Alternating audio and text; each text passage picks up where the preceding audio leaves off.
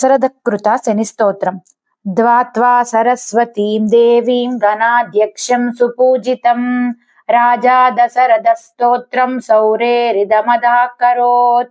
नमः कृष्णाय नीलाय सिकिकण्डननिभाय च नमो नीलमधुकाय नीलोत्पलनिभाय च नमो निर्मांसदेहाय दीर्घश्रुतिजटाय च नमो विशालनेत्राय शुष्कोदराभयानका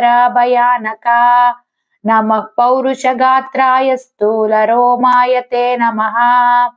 नमो नित्यं क्षुधार्ताय नित्यतृप्ताय ते नमः।